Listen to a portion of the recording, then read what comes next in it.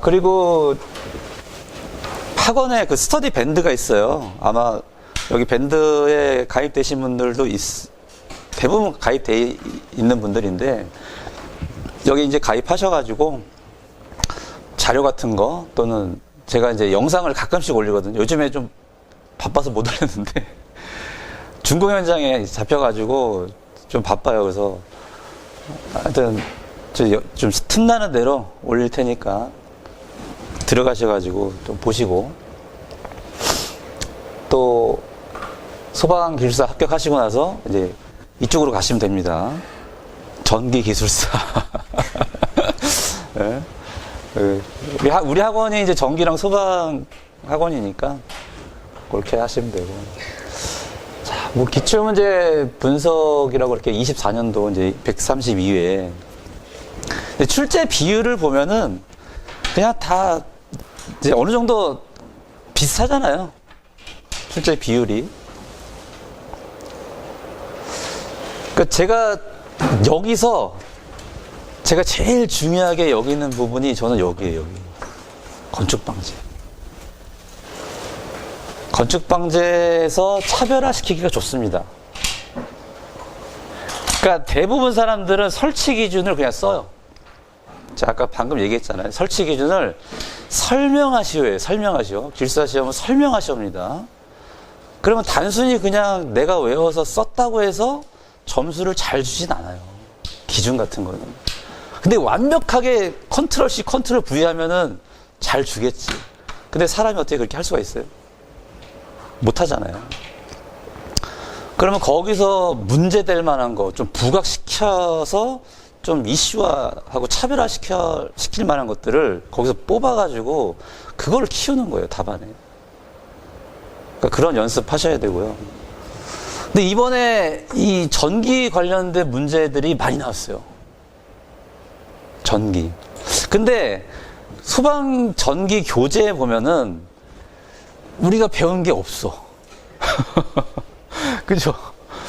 소방 교재 전기 파트에서 우리가 배운 문제가 없어요. 그러니까 이거 뭐냐? 제가 가끔씩 얘기해. 아니, 화재가 나면 다 소방 거냐 이거지. 화재 안 나는 게 어딨어요? 근데 화재가 나면 다 소방하고 엮잖아. 아니, 그 태양광 전기에서 잘하고 있어요. 지금 잘 만들고 잘 설치하고 있어. 근데 거기서 화재가 났다 그럼 우리 거야. 이렇게 되는 거죠. 그러니까 물론 이제 문제가 있고 화재 측면에서 좀 뭔가 대응해야 될 대책이 필요하니까 나오는 거긴 해요. 근데 하지만 범위가 너무 넓다는 거지. 그러니까 저도 강의하는 입장에서 이것까지 해야 되냐 싶은 거예요. 이것까지 해야 되나. 하여튼 좀 이번에 전기 쪽 문제가 많이 나왔고, 소방 기계는 뭐 기본이니까 다 하셔야 되는데, 이건 화재 안전 기준 무조건 보셔야 됩니다. 관리사처럼 봐야 돼요, 기술사도. 근데 대부분 소홀이에요, 화재 안전 기준은. 근데 관리사처럼 보라고 해가지고 달달 외우는 게 아니고요. 거기에서 화재 안전 그 법이라고 해서 완벽하지 않잖아요. 항상 문제가 있다고. 아니, 스프링클러 설치했는데 왜 연소 확대가 되고 상층 연소 확대가 되냐 이거죠. 그런 거 보는 거예요, 기술사는. 왜 막아야 되니까. 화재를 이 범위 안에서 한정시켜야 되고 상층으로 연소 확대가 되지 못하게 액티브 시스템을 만들어야 되니까 기준을 알아야 되는 거죠. 기준대로 했는데 화재가 나고 피해가 커지잖아요. 그럼 어떻게 소방기술사가 대책을 제시를 해줘야 돼요. 그게 의무예요, 소방기술사의 의무. 단순히 법만 외워가지고 내가 이 건물에다가 설치했다 끝이 아니라 이거죠.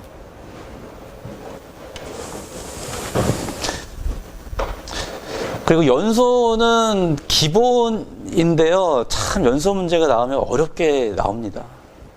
연소가. 그래서 뭐 화재공학 원론도 좀 보셔야 되고, 기본적으로 좀, 그러니까 전체적으로 범위가 너무 넓어요. 전체적으로. 그리고 이번에 문제 나온 거 보니까 화재보험협회에서 문제도 꽤 많이 나왔어요. 화재보험협회. 그리고 화재안전기술 해설서. 그러니까 두 가지, 그러니까 화재안전 기준을 보라고 했잖아요, 제가. 거기에 이게 발 얹혀져, 한 발자국 이게 살짝 걸쳐져 있는 문제들이 나와요. 기준 안에서 한 발자국 살짝 걸쳐져 있는 문제들이 나온다고. 그게 이번에 나왔던 게 그거잖아요. 공기흡입형 연기감지 감도 계산식 설명하라. 그것도 마찬가지야. 감도 계산식을 어떻게 하라고 했어요? 설명하라고 했어. 그냥 계산식만 딱 쓰면 점수 안 줍니다, 그런 거. 그래서 한번, 그러니까 나오는 비중은 비슷한데요. 제가 1순위가 화재안전 기준이고요. 1순위가. 그 다음에 2순위가 건축인데, 저는 좀 공부가 어느 정도 되고 50점 이상 나온다 하시는 분들은 건축을 좀 더 보라고 말씀을 드려요. 건축. 근데 단순하게 법만 보는 게 아니라 거기서 항상 문제점을 찾아내고 이게 연결된 거예요. 이렇게 패시브와 액티브가. 얘가 완화가 됐잖아요. 그럼 액티브로 보완을 해줘야 돼요. 방화구역 완화 기준 나왔죠? 그 기준만 딱 쓰면 잘 쓰면 6점이야. 근데 아까 제가 차별화를 시켜야 된다 했잖아요. 차별화가 어디서 나와? 여기서 나오는 거지. 액티브 시스템이 도입이 돼야 돼. 완화되는 곳에. 그러니까 그런 것들이 이제 문제를 보자마자 떠올라야 돼요. 그러니까 시험장 가서 1교시 시간 없잖아요. 10문제를 100분 안에 쓸 시간도 없는데 그걸 생각해야 돼. 그러니까 문제를 딱 보고 스캔을 쫙 하면서 아, 이거 키워드는 뭐, 이거 키워드는 뭐, 이거 키워드는 뭐, 이게 떠올라야 된다니까? 키워드가. 이미 머릿속으로 그게 다 그려져야 돼요, 그림이. 그래야 써져요. 안 그러면 안 써져요. 1교시에 생각하고 쓸 시간이 어딨어. 그냥 기계적으로 써야 되는데. 내 팔이 기억해야 돼. 머리가 기억하는 게 아니라 내 팔이 기억해야 돼요. 내가 그동안 썼던 걸. 1교시는 그렇게 합격합니다. 그게 안 되면은 어려워요. 그래서 1교시는 최대한 55점 이상은 나와야 돼. 1교시에서. 그래서 2, 3, 4교시에서 뭐 62점, 3점 맞아서 이제 합격을 하는 건데, 그러니까 그런 전략도 좀 필요하고요.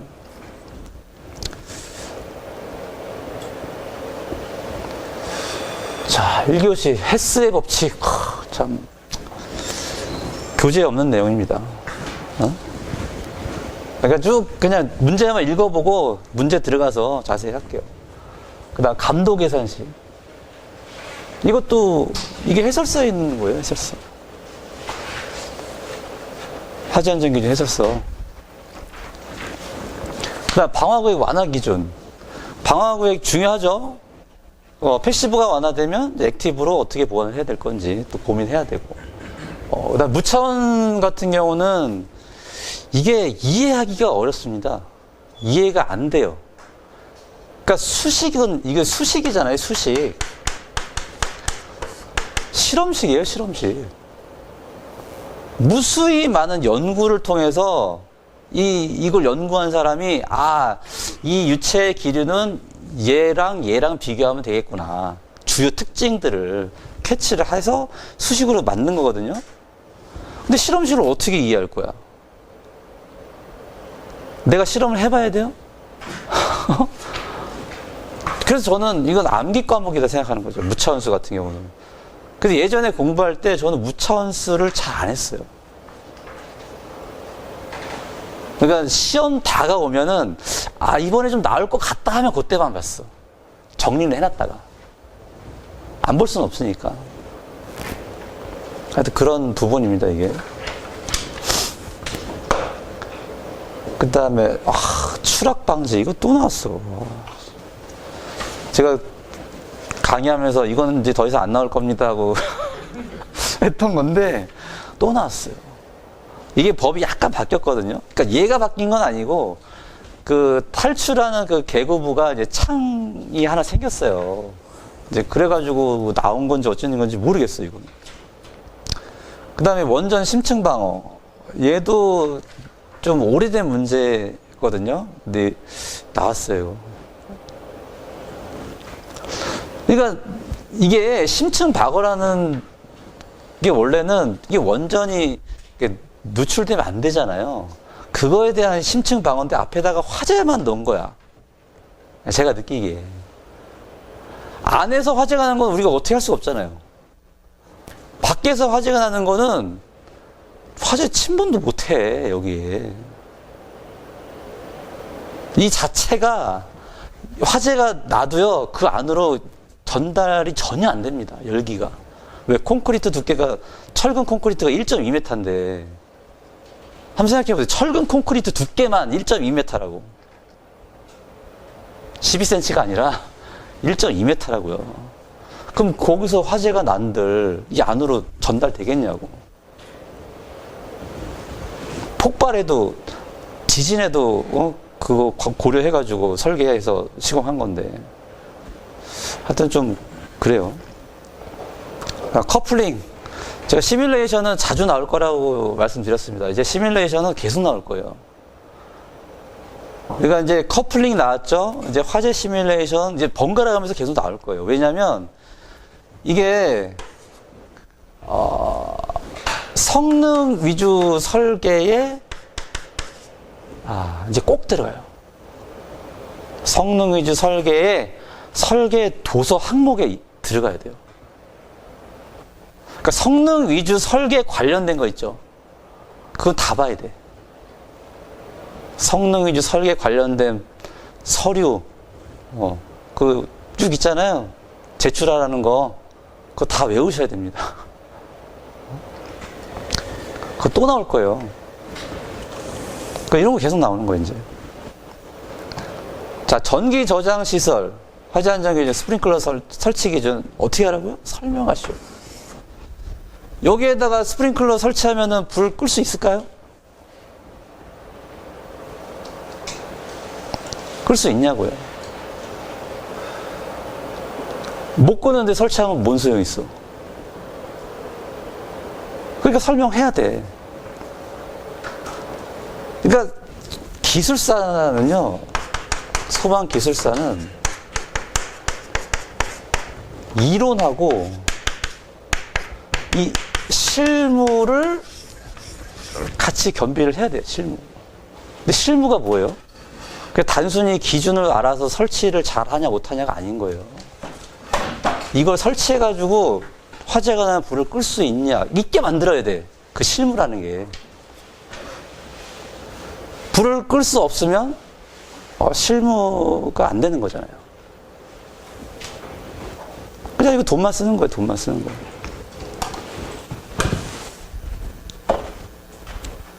자, 소방산업 업종.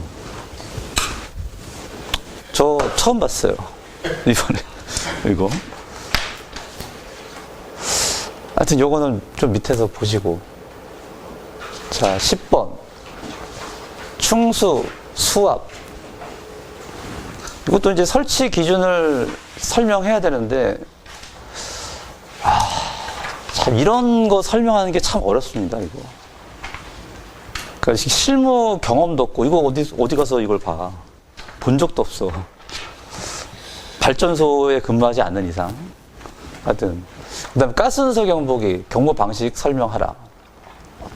이게 나온 게 그 LPG, 어디야, 평창이죠. LPG 누설돼가지고 폭발한 거. 그러니까 LPG가 공기보다 무겁잖아요. 깔아앉잖아.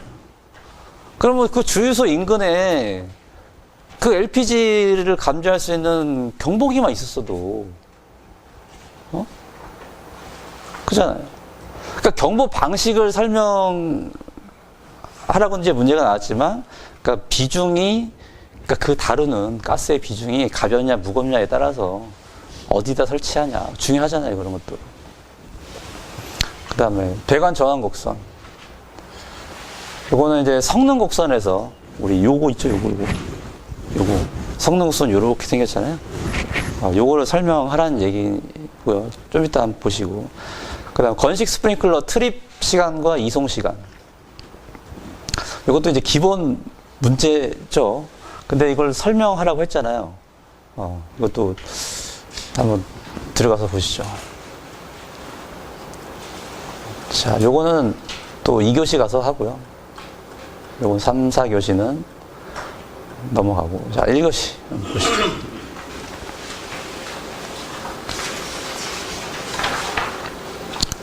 이거 문제만 쭉 써놓은 거니까 이거 방금 다 보신 거죠. 넘어갈게요.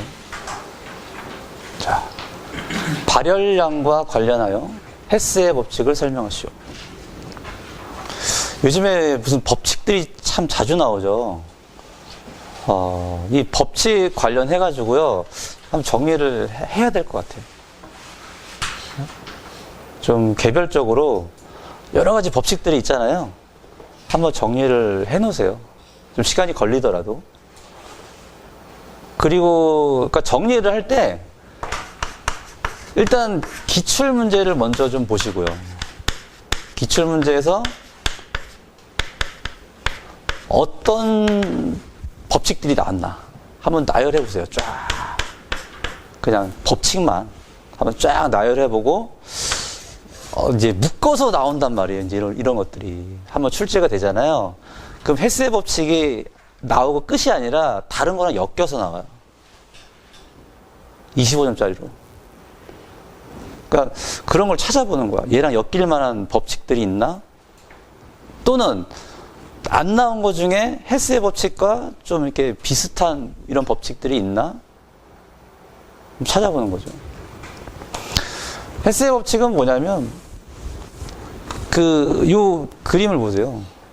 총량 불변의 법칙이라고 썼는데 이 A라는 이제 가연물에 엔탈피가 있어요. 엔탈피. 그러니까 엔탈피는 그냥 열량이라고 생각하세요.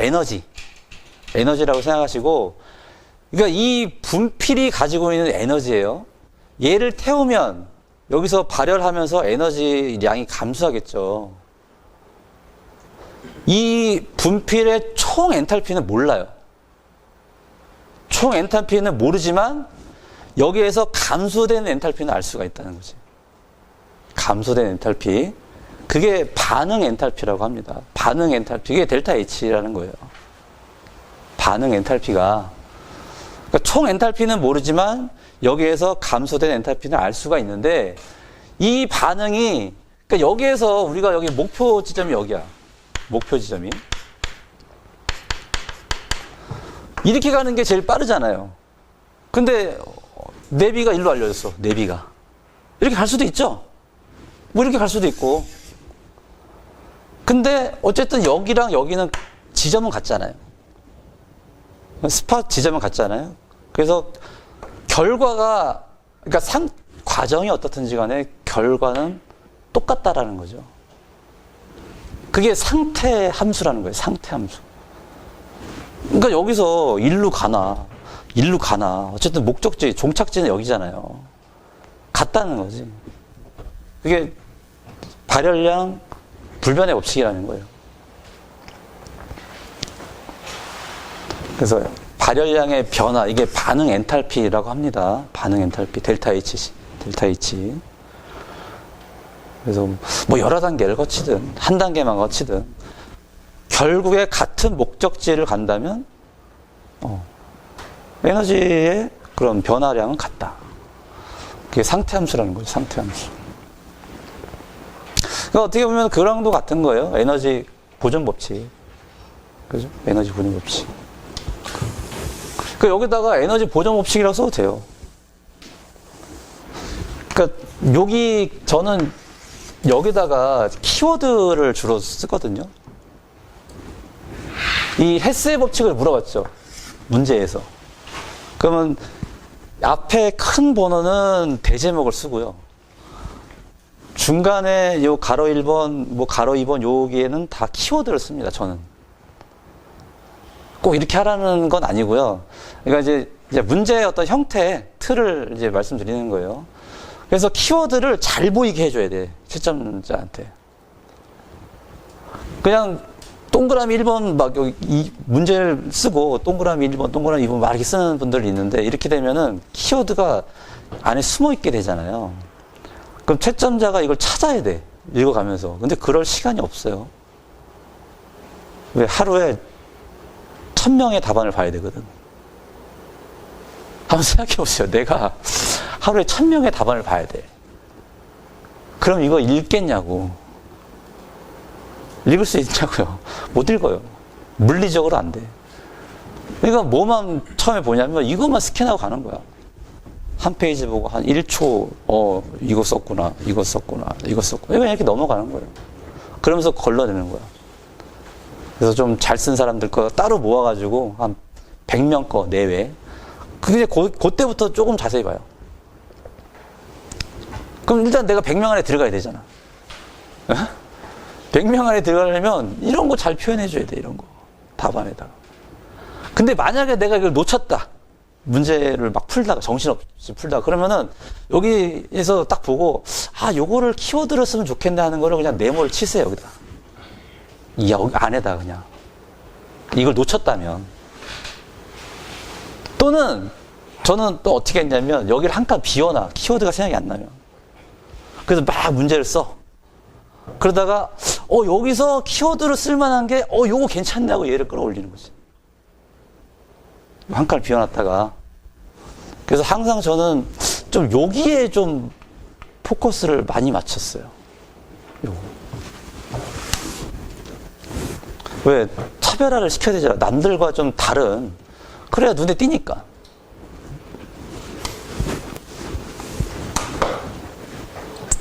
그래서 이제 요 답안의 틀을 보면서, 요렇게 구성을 잡았구나. 그런 의도로 잡았구나. 좀 보시라고 말씀드린 거예요. 자, 공기흡입형 감지기, 감도 계산식. 감도 계산식은 요렇습니다. 감도 계산식은 요런데, 그냥 뭐 보면 아실 내용인데요. 이게 연기 감지기가, 이 공기흡입형 감지기가, 예를 들어서, 이게 4개의 어떤 구획이 있다. 근데 이게 뻥 뚫린 공간이에요. 근데 감지기가 있고, 여기 이제 파이프들이 이렇게 연결되는 거죠. 파이프들이. 여기 이제 구멍이 막 뚫려 있는 거예요. 파이프에. 그러면 이게 감지기거든요. 감지기 하나에 보통 4개까지 연결이 돼요. 파이프가. 그리고 얘가 최대 길이가 한 100m 정도 됩니다. 그러면 총 400m가 되는 거죠. 그렇게 지금 돼 있어요. 공기 흡입형 연기 감지기가. 그러면 여기서 연기 감지기에 이제 센서 감도라는 거는 이제 얘의 감도죠. 요 감지기 감도. 그 다음에 감지 흡입점. 흡입점이면 어디예요? 구멍이죠, 구멍. 요 구멍. 그러니까 연기 감지기 한번 생각해 보세요. 스포츠형 연기 감지기. 스포츠형 연기 감지기가 이렇게 달려 있는 거야. 얘는. 몇 개가? 10개가. 그 구멍이. 그 다음에 설치된 감지 흡입 배관 중에 선택된, 그 연기가 흡입된이죠. 연기가 화재가 나가지고 일로 흡입됐어. 얘가 몇 개가 선택됐느냐 이거지. 흡입된 연기가. 그 다음에 얘는 유동 상태에서의 감지 흡입점 계수. 밑에 설명을 한번 보시죠. 자, 감도에 영향을 미치는 요소가 뭐냐? 감지 흡입점의 감도. 보통 이 스포츠형 감지기랑 이제 비슷하다고 하는데요. 스포츠형 감지기가 1, 2, 3종 있잖아요. 1, 2, 3종이 있는데 보통 1종은 이게 이제 K가 감광유리고요. 여기 이제 T가 나오는데 이게 T가 아니라 40에서 20 cm/s. 이거는 감광률. 그러니까 작동 시험을 어떻게 하냐면 1m당 1.5 K라고 합니다. 그러니까 K 값이 50, 15% per 미터예요. 감각률이. 거기다 1.5를 곱했어. 50%를 업해가지고 연기를 발생시킨 거지. 그럼 보통 우리는 주로 현장에 2종 감지기를 많이 써요. 연기 감지기 2종. 그러면 거의 얘야, 얘. 1종은 쓰지도 않아, 거의. 얘만 쓴다고. 그러면 여기다가 10을 곱하면 15% per 미터의 감도를 가지고 있는 거예요. 연기 감지기 한 개가. 근데 연기 감지기랑 비슷하대. 그 정도의 감지 능력을, 그 구멍 하나가 그 정도의 감지 능력을 가지고 있는데, 근데 얘는 얘보다는 높아요. 감도가. 그러니까 한 개가 담당하는, 각 흡입자 한 개가 담당하는 게 그 연기 감지기 하나가 담당하는 거랑 이제 비슷하다라는 겁니다, 이게. 그 다음에 NDP는 한 개 파이프의 총 흡입 개수. 그러니까 여기에 몇 개가 구멍이 뚫려 있느냐. 근데 대부분 한 10개에서 한 20개 정도 뚫려 있는데요. 길이에 따라서 다르지만. 그걸 얘기하는 거고. 그 다음에 유동 상태. 그러니까 요게 이제 그거죠. 아까 제가 설명을 따르게 드렸는데, 연기가 한 점, 두 점. 그러니까 몇 개의 점으로 이제 흡입되느냐. 그러니까 이거지. 연기 감지기가, 만약에 이제 스포트형 연기 감지기라면, 3개의 연기가 노출됐느냐, 2개의 노출됐느냐. 그거랑 똑같은 거죠, 개념이. 그죠? 그러니까 이걸 설명하라고 했잖아요. 그러면 이 감도를 낮추면, 센서의 감도를 좋게 한다는 게 뭐예요? 감도가 낮은 거죠. 그러니까 낮은 연기 농도에서도 감지를 할 수 있다는 거잖아요. 그러면 얘 많으면 좋겠네요. 얘는, 얘가 적으면 좋겠지. 적으면, 많으면 아니고 적으면. 적었는데도 감지를 한다는 거지. 얘는 많으면 더 많은 연기가 흡입되는 그 구멍이 많아지는 거잖아요. 그리고 얘도 이걸 하나의 구멍에서만 감지를, 그러니까 연기가 흡입돼도 감지를 할 수 있다면, 얘가 3개, 4개, 5개 흡입돼서 감지를 하는 게 아니라 하나의 구멍으로만 연기를 빨아들여가지고 감지할 수 있으면 감도가 더 좋은 거잖아요. 그러니까 이게 그 감지기의 감도, 그 센서의 감도라는 거지, 이 값이. 그래서 이런 영향 요소들을 어떻게 알아? 설명해 줘야 돼요. 참 어려운 문제입니다, 이거.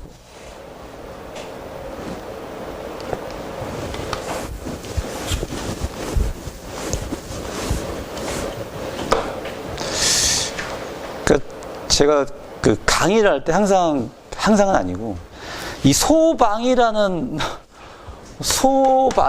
언어가 있다고 해요. 소방 언어. 그러니까 우리가 대화할 때 그냥 뭐 친구들이나 아니면 회사 직원들이나 얘기할 때 어때요? 뭐 생각하고 대화하지 않잖아요. 그냥 오늘 밥 먹었어? 우리 뭐 먹으러 갈까? 김치찌개 어때? 그냥 그냥 얘기하잖아. 지금 우리가 이 언어를 이렇게 얘기해야 돼. 일상적인 언어처럼. 이 소방을 다른 소방 전문가랑 나하고 대화할 때, 아니 왜 협의 테이블 같은 데서 잠깐요, 내일 좀 하루만 시간 주시겠어요? 이렇게 할 수가 없잖아요. 그 사람들하고 내가 대화를 해야 되거든. 근데 잠깐만요, 법제처 좀 한번 들어갔다 와보고요, 이렇게 할 수가 없다고. 내가 이 사람들하고 소방의 언어로 대화를 해야 되는데, 이게 돼야지만이 합격할 수 있는 어떤 범주에 들어가거든요. 거기까지는 막 가려고 애를 써야 합격을 한다 이거지. 그러니까 이게 되면은 시험장 가서 자연스럽게 써줘요. 어떤 내가 암기된 걸 위주로, 보통 암기된 거 쓰다 보면 어때요? 사람들이 막 암기한 거 쓰다가 딱 이게 생각이 안 나. 여기서부터 펜이 안 나가. 멈춰. 채점자가 모를 것 같아요? 이게 암기해서 쓴 건지, 이 사람이 생각해서 쓴 건지. 바둑에서 한수만, 그 사람보다 한수만 높아도 수가 다 보인다고 하잖아요. 똑같습니다. 기술사들이, 특히 채점자들이 이 수험생들 답안 보잖아요. 이 사람의 어떤 실력, 지금의 그 수준, 이게 다 보여요, 답안에. 그럼 이게 외워서 쓴 건지, 생각해서 쓴 건지, 구라로 쓴 건지 모르겠냐고. 다 압니다. 구라가 안 통해요, 기술사 시험은. 그래서 어떻게? 소방의 언어를 익히려고 부단히 노력해야 돼. 그러면 이 방법이 뭐냐가 중요하죠, 이제. 그래서 공부 방향성이 중요한 거예요. 그래서 자꾸 암기하지 말라고 하는 이유가 그거예요. 근데 암기 안 하면 어떻게 써요? 이런다는 거지. 근데 암기라는 게, 지금 약간 삼천포로 빠졌는데, 좀 약간 잠깐만 여기 설명할게요.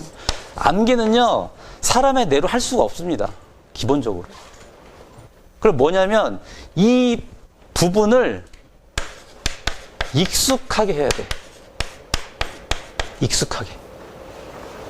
내가 익숙해져야 돼. 익숙해질 때까지 봐야 돼. 익숙해질 때까지. 그 방법이 뭐예요? 3.1.1독이다. 이거지. 그 방법이 3.1.1독이라는 거예요. 얘기하잖아요. 3.1.1독 대학교 간다고. 그러니까 이거 내일 시험이야. 내일 모레 시험이야. 근데 내가 오늘부터 3일 동안 내가 공부한 전 범위를 다 그냥 볼 수 있어. 눈으로. 다 이해가 돼. 보면서. 그러면 시험장 가서 내가 엊그저께 본 거잖아요. 외운 거예요? 나 엊그저께 본 거예요, 그냥. 생각이 나요, 안 나요? 생각이 나겠죠? 100%는 안 나더라도 8, 90%는 생각 난다고. 그거 쓰고 오는 거예요, 시험장 가서. 근데 우리는 암기로 접근을 하다 보니까 공부가 싫어지는 거지, 이제. 답답하고. 재미없고. 그래서 이거 정말 중요합니다. 익숙하게 접근하는 거. 소방의 언어를 취득하려고 자꾸 소방과 익숙해지는 과정. 이거 정말 중요한 거예요. 자, 이것도 넘어가고요. 자, 방화구의 완화 기준 설명하시오. 여기에는 딱히 설명은 없어요. 제가 개념에다가 한 줄 딱 써놨습니다. 개념에다가. 그러니까 저는 요 1번에, 그러니까 10점짜리도 개념을 다 쓰거든요. 거의 다 써요. 그러니까 개념을 쓰는 이유가 내가 앞으로 쓸 이 밑에 답안에 대한 방향성을 내가 여기다가 다 넣어버리는 거지. 그러니까 이거 어떤 글을 쓸 때 내가 이거에 대한 큰 틀을 이해하지 못하면요, 쓰다가 딴 데로 가요, 글이. 그런 경험 없으세요? 답안 쓸 때 결론이 안 나는 거야. 결론을 맺어야 되는데, 앞에 쓴 거랑 뭐가 안 맞아, 또 쓰다 보면. 이런 경험 없냐고요. 많을 거예요. 근데 저는 개념에다가 그거를 다 넣어버려. 저는 앞으로 이렇게 쓸 겁니다. 얘는 패시브를 완화했기 때문에 액티브를 보완해야 됩니다. 라고 했지만 10점짜리라 좀 다 못 썼는데. 그러니까 이런 거죠. 운동시설, 피트니스 센터, 종교, 예배, 큰 공간. 그 다음에 창고시설이잖아요. 창고시설. 이런 데는 다 완화를 해준다는 거죠. 완화. 응? 그리고 완화되면은 끝이냐 이거죠. 아니잖아요. 완화됐으면 뭔가 보완을 해줘야 돼. 그게 이제 액티브 소방 시스템이다라는 거죠. 근데 여기서는 디테일하게 이걸 완화했으니까 스프링클러를 하자 이런 답안은 아니기 때문에 그걸 안 썼지만 이 한 줄에 대한 개념이 엄청 중요한 거예요. 그래서 내가 이 개념을 가지고 얘를 접근하냐, 이 개념이 없이 그냥 내가 외운 거, 완화 기준을 그냥 쓰고 있느냐. 이 차이예요. 그럼 마지막에 여기 뒤에다가 고려사항에다가 이런 것들은 위험하니, 특히 주차장 방화구에 할 수가 없잖아요. 할 수가 없으니까 어떻게 하자. 그러니까 고려사항 한 줄을 더 쓸 수 있다는 거지. 그 채점자들은 그런 거 보는 거예요. 아, 이 사람이 좀 그래도 뭔가 생각을 하고 있구나. 고민을 하고 있구나. 이 문제에 대해서. 그 작년 봄인가요? 그 부산 무슨 호텔이지? 리클라우드 무슨 클라우드인데. 하여튼 호텔 지하 6층에서 화재 났잖아요. 지하 주차장. 그래서 나오는 문제가 뭐예요?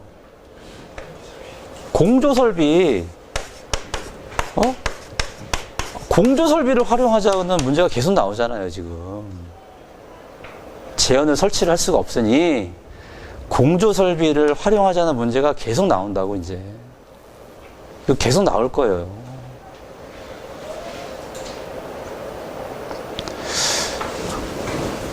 그러니까 이런 것들을 한두 줄 써주는 거죠, 이제.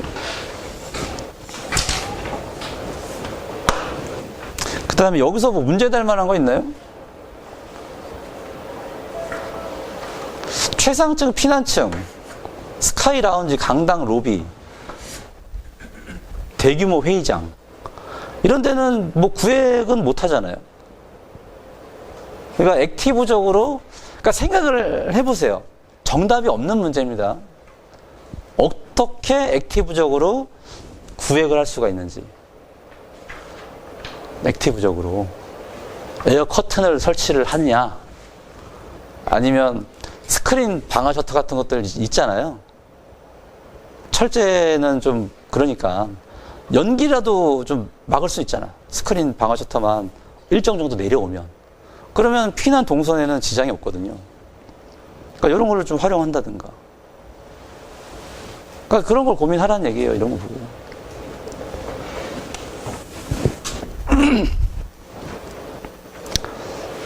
이거 넘어갈게요. 자, 무차원수.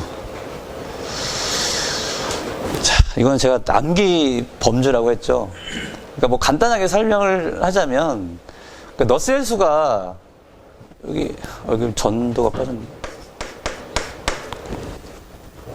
그러니까 전도와 대류가 뭐가 더 우위에 있느냐? 전도와 대류 중에 얘가 유체가 어떤 밀폐된 공간을 흐르고 있어요. 그럼 여기와 여기 온도가 다르다 치면 여기서 일로 열 전달이 될 거 아니에요. 근데 유체가 흐르고 있네. 그러니까 유체를 통한, 그러니까 요 대류죠. 흐르니까 대류에 의한 열 전달과 얘가 이제 유체지만 유체의 흐름이 거의 정지되어 있는 만약 유체다. 아주 미세하게 흐르는 유체다. 그러면 이제 전도에 의한 열 전달이 더 우세하겠죠. 대류에 의한 열 전달보다. 이게 뭐가 더 우위에 있냐 이런 거 설명해 주는 거예요.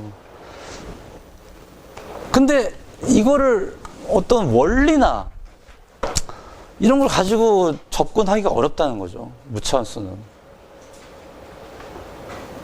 그래서 암기 과목이다라고 말씀드린 거고, 이게 원리가 따로 없어요. 그냥 외워야 돼. 근데 이걸 외운다고 해서 다른 데 써먹을 때가 있냐? 없어요. 그러니까 무차원수랑 다른 부분하고 엮여서 나올 만한 문제가 없다고요. 그래서 암기 과목이라고 하는 거예요. 예뿐이 없어. 그러니까 이거지. 이걸 해 말어 이렇게 되는 거예요. 이제 공부할 때. 해 말어. 근데 문제는 나오니까 하긴 해야 돼요. 그래서 정리해 놓고 시험 다가오면 한 보름 전부터 조금씩 보는 거야. 그때부터. 그 본다는 게 뭐예요? 이제 익숙해지라는 거지. 익숙해지게 만들고 시험장 들어가는 거예요. 익숙해지게 만들고. 그래서 공부할 때 거의 시험에 나오는 전범위의 모든 과정을 정리를 해 놓으시는 게 좋아요. 본인의 언어로.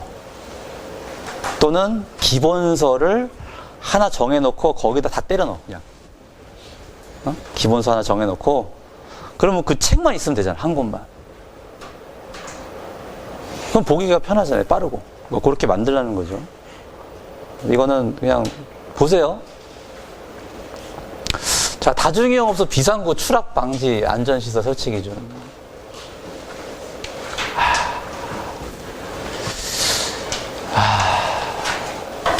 참 이걸 어떻게 설명해야 될지 모르겠네요.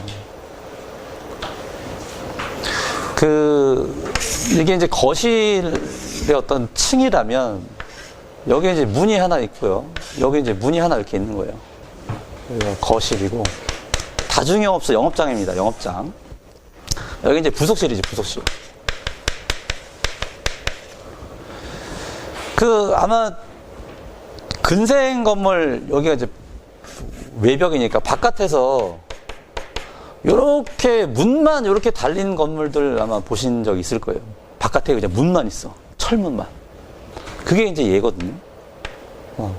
여기에 이제 술 취해가지고 막 노래방 가가지고 노래 부르다가 나 화장실 좀 갔다 올게 하고 화장실인 줄 알고 문 열었다가 추락하는 사고가 종종 있어가지고 이제 요런 대책이 나온 건데, 이것도 그냥 읽어보세요. 향후, 또 이렇게 얘기하면 또 금방 나올 것 같은데, 향후 한 10년 안에는 안 나올 것 같아. 여러분들이 이제 합격할 때까지는 안 나오지 않을까. 이런 문제는. 그게 참 문제입니다, 이거. 건물을 이렇게 지어놓고, 소방보고 어떻게 보면 대책을 제시하라는 거잖아요. 그냥 그런 느낌을 받는 거죠. 그러니까 이게 소방 다중영업소에 보면 비상구를 설치하라고 했으니까 비상구를 좀 처음에 잘 설치했으면 되는데, 여기다 여기 뭐야 이거 발판이라도 하나 했으면 이거 안 떨어지잖아요. 그 다음에 여기다 난간만 이렇게 해놨어도 이거 공사할 때 돈 얼마나 들까? 건축선을 넘어가서 안 했나? 하여튼 좀 법적으로 법에 설치 기준이 나와 있나요? 이거 설치 기준이에요. 이렇게 하라고 돼 있어요. 다중영업법에. 그래서 여기 문을 열면은 뭐냐? 바로 그냥 이거예요. 건물 바깥이야. 이 난간, 이 발판이 없어가지고. 그래서 위험하니까 쇠사슬 달아라, 로프 달아라, 경보장치 해가지고 문 열리면 경보 발생되게 해라. 그 다음에 이렇게 난간 같은 거 설치해라. 이렇게 나온 겁니다, 이게. 그래서 그냥 읽어보세요.